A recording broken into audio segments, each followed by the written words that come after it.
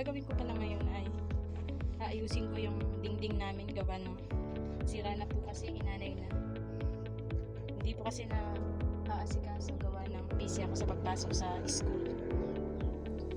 So, maaga ako nagising dahil kukuha ako ng mga kawayan para gagamitin sa pag-didingding. Ako nga lang po yung magpapalit ng dingding gawa ng wala naman talaga nag-aayos dito sa bahay kundi ako. Sabi nga, yung kayang gawin ng lalaki is kaya rin gawin ng babae.